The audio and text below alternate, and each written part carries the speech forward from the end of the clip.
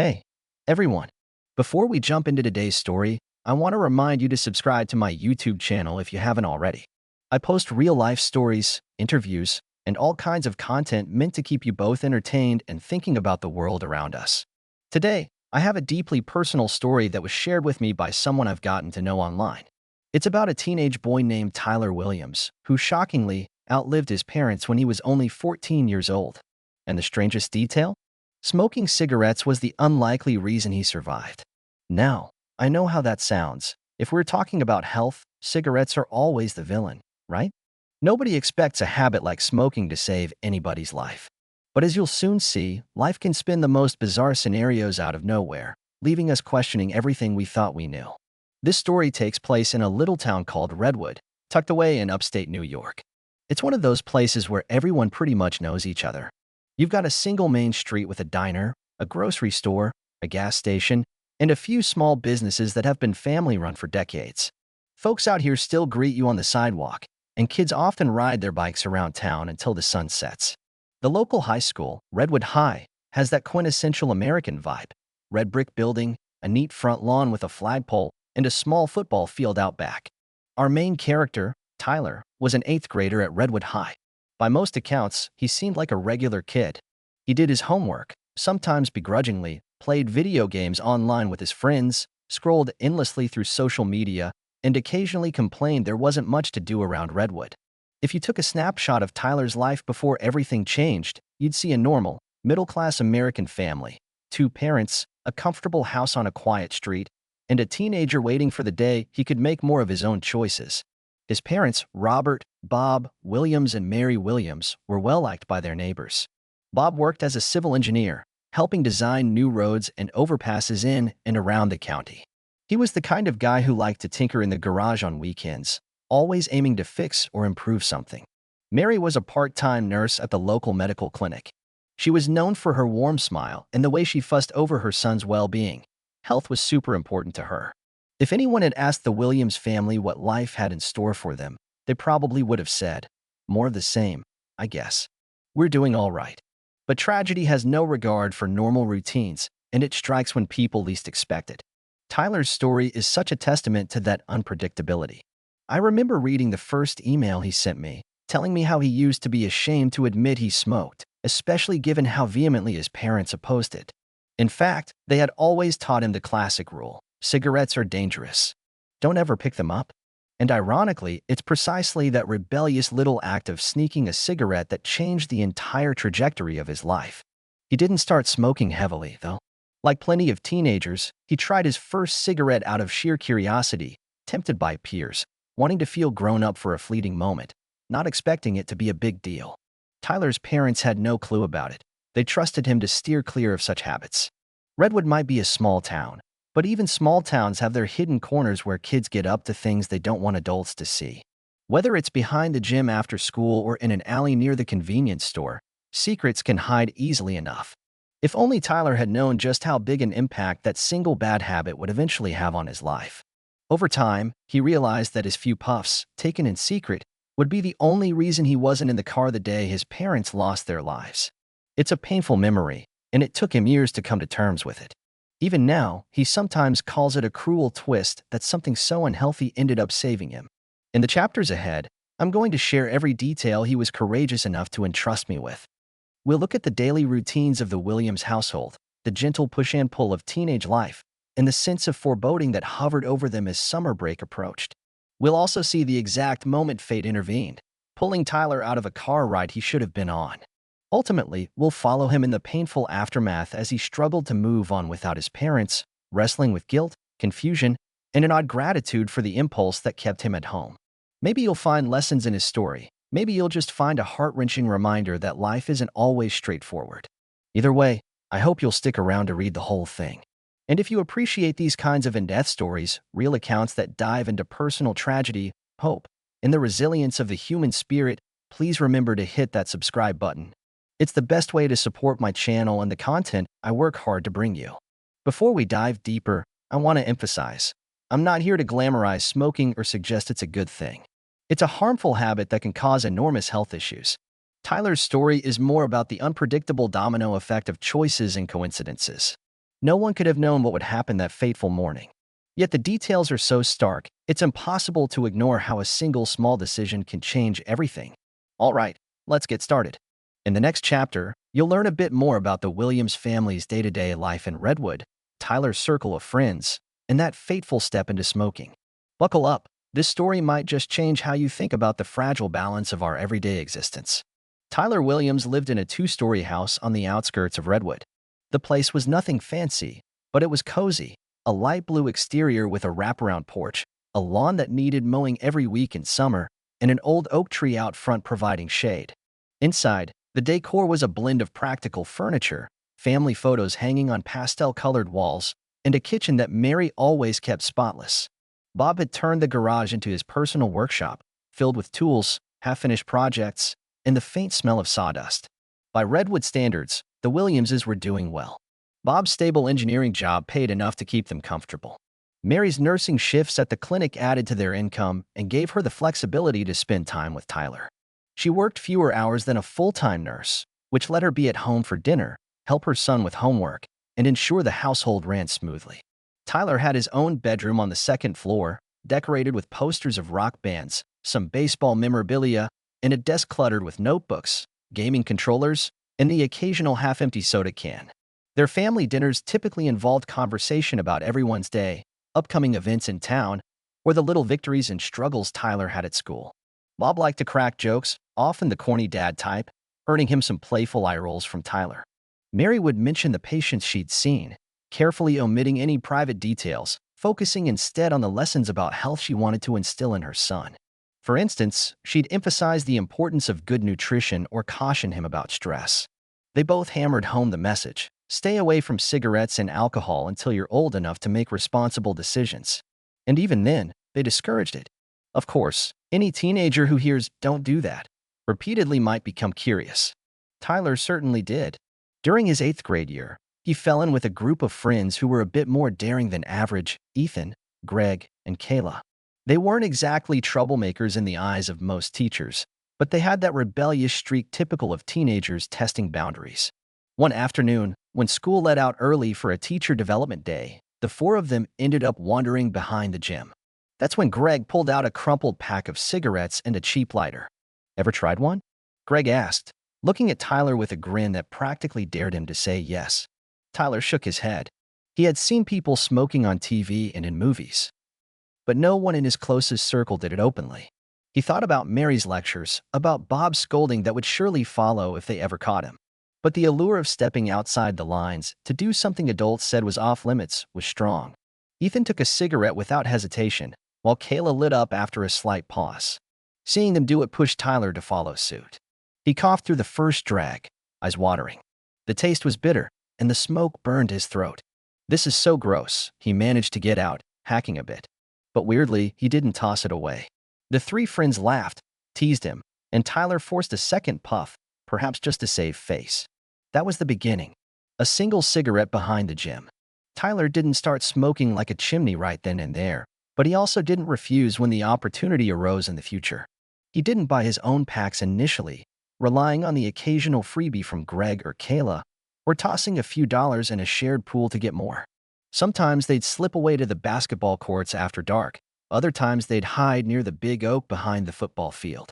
It was a little secret that made them feel older, bolder, and in their teenage minds, invincible. But secrets come with anxiety. Tyler often fretted about the possibility of his parents smelling tobacco on his clothes or noticing that distinctive odor in his hair. He started chewing mint gum, using extra deodorant, and cracking the window in his bedroom to let fresh air in. When Mary asked why his room always felt chilly, even in winter, he just shrugged and mumbled something about needing fresh air. On a few occasions, Bob or Mary would give him a suspicious glance if they thought they smelled smoke. Tyler would counter with an excuse: "A bunch of kids were doing it in the school restroom," or "We walked by someone who was smoking at the park." The small-town dynamic helped him maintain these cover stories, as it wasn't unusual to pass a neighbor puffing on a porch. Bob, especially, wanted to believe his son. So he'd sigh, remind Tyler about the dangers of secondhand smoke, and change the subject. Tyler figured that was that. He honestly didn't plan to keep smoking forever. He saw it as a temporary thrill, something to do with friends on boring weekends. Redwood didn't offer much nightlife, after all. For a while, it felt like just another phase he'd outgrow, like collecting baseball cards or memorizing rap lyrics. He had no clue how drastically this small act of rebellion would shape his fate just a few months later. Life at home remained relatively calm. Bob occasionally traveled to nearby counties for site inspections, leaving Mary and Tyler to their regular routines. Mary would wake Tyler for school, drive him there if it was raining, and then head off to the clinic. Even though Tyler sensed that he and his mom were drifting apart, teen angst, as they say, he never felt unloved or neglected. If anything, the looming shift that was about to upend their entire world seemed impossible. But as summer approached, a series of decisions made by Bob and Mary set the stage for the fateful day. They had been planning a little weekend road trip to Niagara Falls. It was only a few hours' drive from Redwood, and they thought it would be a perfect way to celebrate the start of summer break. Tyler, not wanting to miss out on hanging with his friends, was less than thrilled. "We could always go later," he kept saying.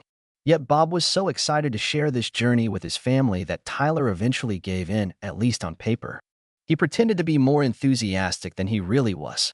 What nobody could have predicted was how crucial Tyler's ambivalence and his hidden smoking habit would be in deciding who got into the car that Saturday morning. Looking back, Tyler can pinpoint those final weeks before the trip as a weird limbo of being carefree while also uneasy, as if some inner voice warned him that normal life was about to collapse. In the next chapter, we'll look more closely at the tension leading up to the trip and how Tyler's last-minute need for a cigarette ended up sparing him from a horrifying accident. Sometimes, it's the smallest steps that set off the biggest chain reactions. In the days leading up to the planned road trip, the Williams household bustled with an odd mix of excitement and reluctance. Bob would sit at the kitchen table with a road map spread out, though he used his smartphone's GPS like everyone else. Mary was busy creating a checklist, everything from extra batteries for the digital camera to a first aid kit. The nurse in her never took a break. Tyler mostly hovered near the periphery of these preparations, scrolling through social media on his phone or texting his friends about how he'd rather go to a backyard cookout than spend hours in the family car. Like a typical 14-year-old, Tyler was in that tricky stage of feeling too grown up for kid stuff, but still not old enough to be fully independent. His parents were well aware of this push and pull. It was written all over his face. To them, it just seemed like the standard teenage attitude. Why wouldn't a boy prefer hanging out with friends over a family getaway? They didn't realize that part of his reluctance involved the complications of hiding his smoking habit. Long car rides with parents equaled fewer opportunities to sneak a cigarette. On Friday night, Bob decided to gas up the car so they could leave bright and early the next morning. "We'll hit the road by 7 a.m., he announced as Mary nodded in approval. Tyler, who was playing a video game in his room, heard the plan but chose not to respond. Only after a few minutes did he saunter downstairs to confirm. "Okay, Dad. 7 in the morning. Fine." In truth, he doubted he'd be fully awake that early. Summer break had just started, and he was used to staying up late. After dinner, Mary began packing the final items into a small suitcase, a couple of changes of clothes for Tyler, some snacks, vitamins, and a thermos for coffee. The day had been sweltering, and even at dusk, the humidity in Redwood clung to everyone. Feeling cooped up, Tyler decided he needed some fresh air. Under the guise of taking a quick walk, he slipped out of the house with a small, half-empty pack of cigarettes hidden in his hoodie pocket. He walked down the block to a barely lit alley behind the local grocery store. There, out of sight, he lit a cigarette. In the dim glow of the street lamp, he exhaled and tried to relax. If his parents knew what he was doing right now, they'd be furious, particularly Mary, who had always been vocal about her hatred of smoking. But Tyler was convinced he had it under control. Sure, sometimes he felt a weird scratchiness in his throat, but he told himself it wasn't a big deal. He'd stop eventually. While Tyler was inhaling that smoke, Bob and Mary were in the living room, finalizing tomorrow's departure. Mary remembered she needed to pick up a sealed envelope of medical forms from her clinic before they left. "I totally forgot," she told Bob, shaking her head. "I meant to grab them this afternoon, but I got caught up with a patient. It'll only take me 15 minutes to drive there and back in the morning." Bob shrugged and said that was no big deal. He'd keep the engine running while she dashed inside the clinic. No sense in delaying the trip too long. Tyler came back home about 20 minutes later, chewing on mint gum. He mumbled something about the night air being stuffy but didn't offer more detail. Neither parent questioned him, too distracted with their own pre-trip tasks. "Go to bed soon," Mary told him. "We're leaving early." Tyler nodded, fully expecting to drag himself out of bed at the last second. Morning came fast. Bob was up first, 6 a.m. as usual, brewing coffee and double-checking the trunk of the car. Mary stirred shortly after, sipping the coffee Bob made while running through her to-do list. Tyler's alarm clock, however, rang out in vain. He slapped it off and went back to sleep, ignoring the faint light creeping around his curtains. Between staying up late messaging friends and sneaking that cigarette, he was groggy and in no mood to move. By 7:30, Bob grew impatient. "Tyler," he called from the hallway, knocking on the door. "We're leaving in half an hour. Get up." Tyler groaned in response, but didn't budge. Mary coaxed Bob into giving him a few more minutes. "We still have to swing by the clinic," she reminded him. "We'll get him when we get back." It'll force him to actually wake up. Bob reluctantly agreed. His logic was that they'd be gone no more than 20 minutes. Enough time to fetch the envelope, top off the gas tank, and pick up a couple of breakfast sandwiches. So at 7:50, the couple walked out to the driveway. The early morning sun was shining, and a warm breeze ruffled the trees. Bob started the engine of their silver sedan while Mary hopped in the passenger seat. They waved at Mrs. Dawson, an elderly neighbor who was watering her flowers. Inside the house, Tyler heard the hum of the car pulling away but remained half asleep, thinking there was no real hurry. He had no clue that this nonchalance would separate him from a terrible, life-altering event. 15 minutes later, Tyler finally rolled out of bed. He noticed the car was gone, but the front door was unlocked. Panic flickered for a moment. Did they ditch him? He half expected an angry text from his dad. Instead, he found nothing. No note, no scolding message. Maybe they went to get gas, he told himself, yawning. Feeling anxious and irritated, his first impulse was to look for that crumpled cigarette pack. The notion of having a quick smoke to clear his head tugged at him. He slipped into yesterday's jeans, grabbed the pack, and went outside. The front porch was bathed in morning sunlight.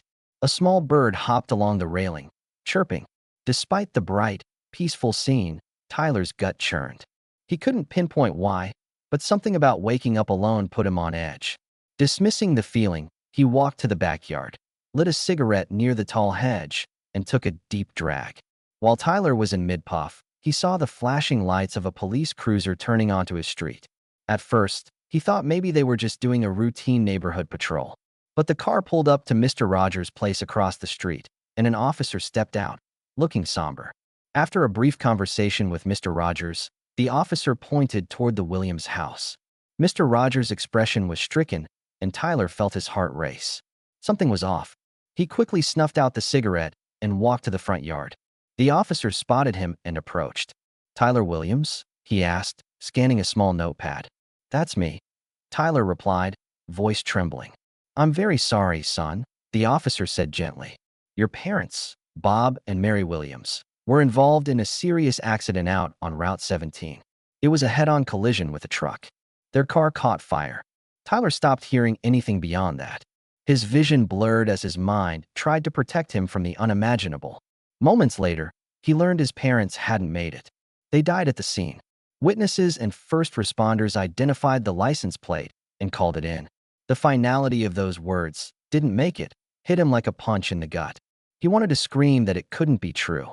In the chaos of phone calls, kind neighbors showing up, and police radios crackling, one detail seared itself into Tyler's mind. If he hadn't stayed behind to smoke that morning, he would have been in the car with them. Had he actually gotten up on time, he'd be gone too. It was an outcome that felt like a cosmic joke. An addiction to something that kills most people had somehow spared him. The rest of the day blurred in Tyler's memory. He recalled paramedics, more police, and at some point, being led inside by a family friend while they waited for next steps. Everything was overshadowed by heartbreak and shock, but he couldn't escape the cruel irony that pinned him to the house. A single habit his parents detested had saved his life, and their rules about health had been powerless against the random brutality of that collision on Route 17. In the wake of Bob and Mary Williams' deaths, Redwood seemed to stand still. Word spread quickly through the tight-knit community. Neighbors started arriving at the Williams home, bringing condolence cards, homemade casseroles, and whatever else they could think of to help a grieving 14-year-old. The local pastor visited to offer prayers. Tyler felt numb, as if someone else were inhabiting his body, going through the motions, talking to people, nodding at their expressions of sorrow. Since Tyler had no siblings, the immediate question was who would take care of him. He learned from a police officer that his closest relative was an uncle on his father's side, Paul Williams, who lived in Chicago. Tyler had met Uncle Paul a few times at family reunions, but they were not exactly close. Still, no other relatives were in a position to assume guardianship. Paul was contacted and promised to come as soon as he could. Meanwhile, Tyler stayed with the Dawson family across the street, sleeping in their guest room. Mrs. Dawson tried to make him feel at home, cooking him breakfast and offering to talk whenever he needed. Mr. Dawson handled phone calls from extended family, the funeral home, and the coroner's office. Tyler went through the motions in a haze. One moment he was crying inconsolably, the next he was staring at the wall, as if emotion had simply drained out of him. Organizing the funeral arrangements felt surreal. The crash had been violent. The sedan was demolished. Because both parents died instantly, the coroner's report noted multiple blunt force traumas. Tyler couldn't fathom that just hours earlier, Bob and Mary had been living, breathing people, excited about a trip.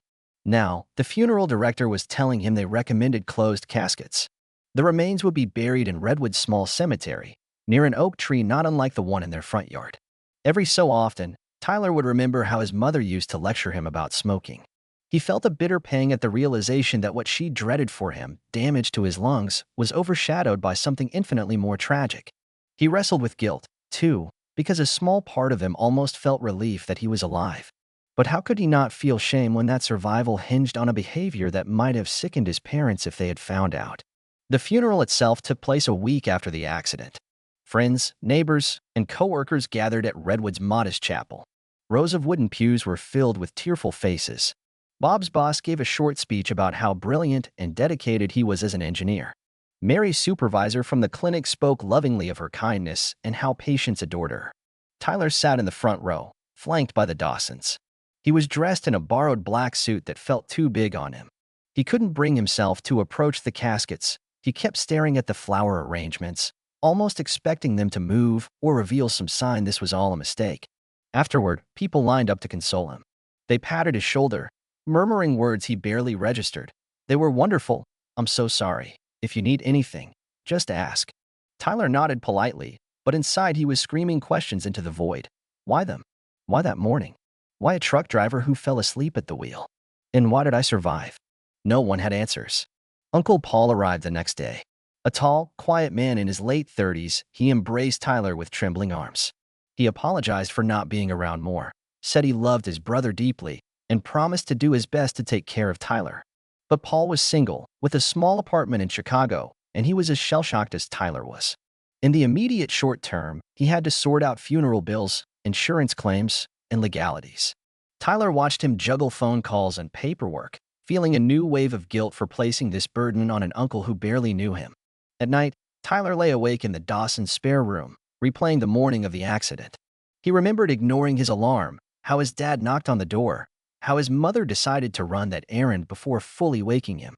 Mostly, he replayed going outside to light a cigarette instead of being in the passenger seat. It was as if time had branched in two directions, one path, a horrifying end, the other, an equally horrifying survival. Why me? It echoed like a loop in his mind.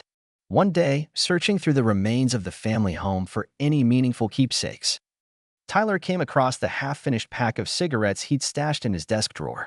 He stared at it, trembling. Part of him wanted to tear it up and flush it down the toilet. Another part of him was seized by the memory that this was, in a twisted way, what kept him out of that doomed car.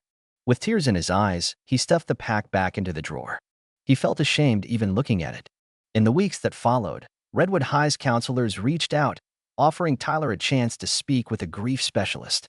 He attended a few sessions but found it hard to talk about his parents in the past tense.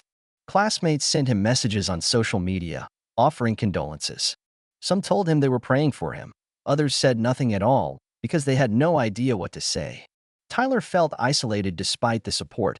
He was alone in a way none of his peers could understand. Meanwhile, final arrangements were made for Tyler to move in with Uncle Paul. The plan was for Tyler to finish the remaining school year online, then relocate to Chicago permanently. The house in Redwood would remain empty for a while, though Paul said they might eventually sell it or rent it. Tyler's last days in Redwood were a blur of packing up clothes, gaming consoles, photo albums, whatever he could fit in a couple of suitcases. Each object reminded him of his parents. He clutched a family photo taken at a 4th of July barbecue the previous year, trying to reconcile that these moments were truly gone forever. Moving day arrived with minimal fanfare. The Dawsons drove Tyler to the bus station, where Uncle Paul was waiting. Goodbyes were tearful but brief. Redwood disappeared from view as the bus pulled away, leaving Tyler to stare out the window, feeling like he was leaving not just a town but an entire life behind. He couldn't escape the sense that, no matter where he went, the question of his survival would never stop haunting him. Yet through all the sorrow and confusion, a tiny spark of determination glowed inside him. If he was still here, if he had been spared, maybe there was a reason. Maybe the reason was simply to keep his parents' memory alive.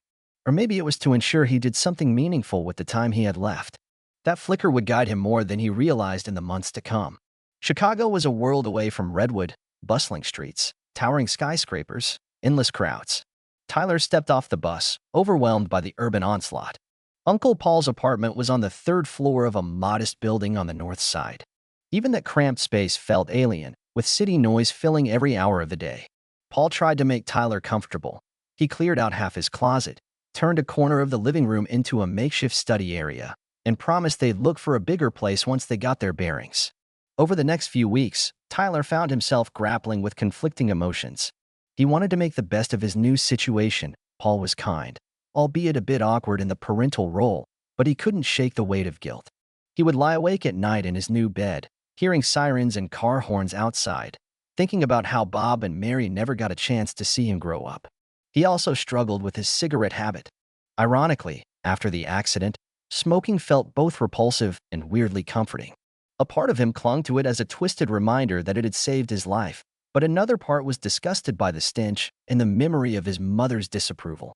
Uncle Paul knew nothing about Tyler's smoking, so Tyler hid it as best he could, sneaking out to a nearby alley when the craving hit.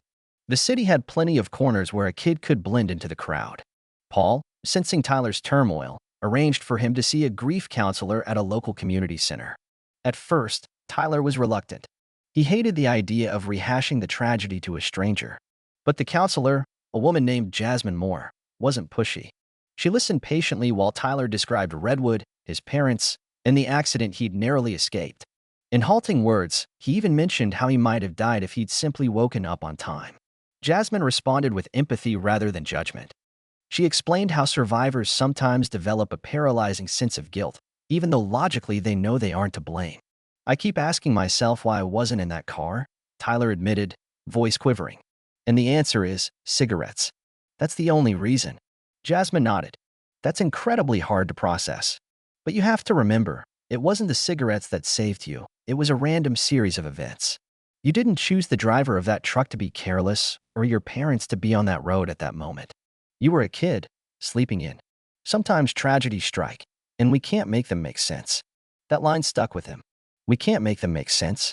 Little by little, Tyler started to adapt. He enrolled in a local high school. People there knew nothing about his past, which was both a relief and a frustration. He joined a casual after-school baseball club, remembering how he used to toss a ball around with Bob in their backyard. He even made a couple of new friends, Miguel and Jordan, who took him to see the sights downtown, from Millennium Park to the shores of Lake Michigan. Yet the cigarettes still lingered, a secret tie to the worst day of his life. He'd find himself lighting up in secret corners behind the high school or on his way home, then feeling guilty about how he was betraying his mother's biggest rule. Eventually, the mounting conflict became too great, and he confessed to Uncle Paul one night. Paul didn't explode or lecture him. He simply looked saddened, placing a hand on Tyler's shoulder. "I wish Bob and Mary were here to help you through this," he said quietly. "But since they can't be, let me try."